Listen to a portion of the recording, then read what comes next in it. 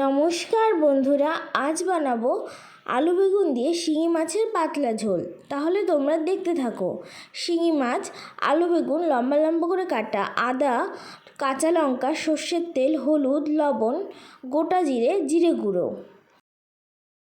প্রথমেই আদা ও কাঁচা লঙ্কাটাকে ভালো করে মিক্সিতে পেস্ট করে নেব। কড়াইতে সর্ষের তেল দিয়ে দিলাম। তেল গরম হলে মাছগুলো ভালো করে ভেজে নেব। মাছগুলো দেওয়ার সাথে সাথেই ঢেকে দিতে হবে, কারণ মাছগুলো প্রচণ্ড ফোটে।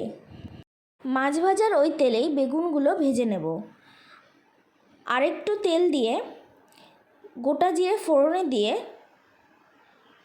লম্বা করে কেটে রাখা আলুগুলো ভালো করে ভেজে নেব। আলুগুলো ভাজা হয়ে গেলে আদা আর কাঁচা লঙ্কার পেস্টটা দিয়ে নাড়িয়ে চাড়িয়ে 1 চামচ হলুদ ও 1 চামচ লবণ দিয়ে দেব। মশলা থেকে তেল ছেড়ে আসলে ভেজে রাখা বেগুনগুলো দিয়ে দেব। এরপর নাড়িয়ে চাড়িয়ে পরিমাণ মতো জল দিয়ে দেব।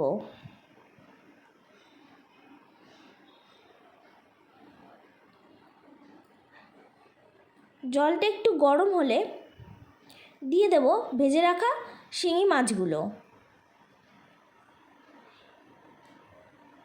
ঢাকা দিয়ে রাখবো 10-15 মিনিট। ঢাকা তুলে জিরে গুঁড়ো দিয়ে নামিয়ে নিলেই রেডি শিঙি মাছের পাতলা ঝোল। কেমন হয়েছে অবশ্যই জানাবে, আর ভালো লাগলে বাড়িতে ট্রাই করো। এই গরমে দুর্দান্ত একটি রেসিপি।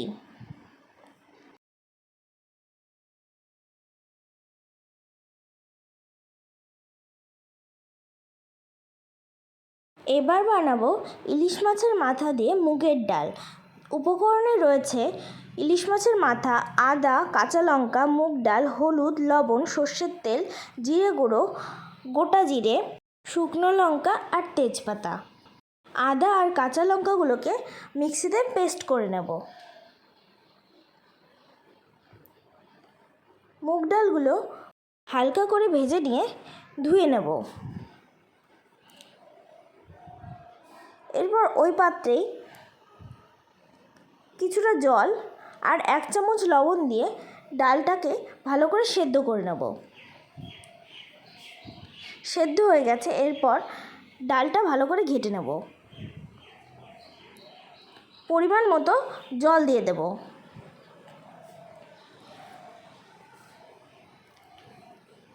হাফ চামচ হলুদ গুঁড়ো। ভালো করে ফুটিয়ে ডালটা নামিয়ে নেব। কড়াইতে সর্ষের তেল দিয়ে মাছের মাথাগুলো ভেজে নেব। ওই তেলেই গোটা জিরে, তেজপাতা আর শুকনো লঙ্কা ফোড়নে দিয়ে আগে থেকে বেটে রাখা কাঁচা লঙ্কা আর আদার পেস্টটা দিয়ে দেব। যেহেতু আগে হলুদ দিয়েছি, তাই অল্প পরিমাণ হলুদ দেব। মশলাটা কষানো হয়ে গেছে, এরপর ডালটা দিয়ে দেব। ভেজে রাখা ইলিশ মাছের মাথাটা দিয়ে দিলাম। মাছের মাথাটা হালকা করে ভেঙে নেব। শেষে জিরে গুঁড়ো দিয়ে নামিয়ে নিলেই রেডি মাছের মাথা দিয়ে মুগ ডাল। কেমন হয়েছে আমার দুটো রেসিপি অবশ্যই জানাবে, আর ভালো লাগলে বাড়িতে ট্রাই করো। আমার চ্যানেলটিকে লাইক, কমেন্ট, শেয়ার এবং সাবস্ক্রাইব করে দিও। আজকের মতো টাটা।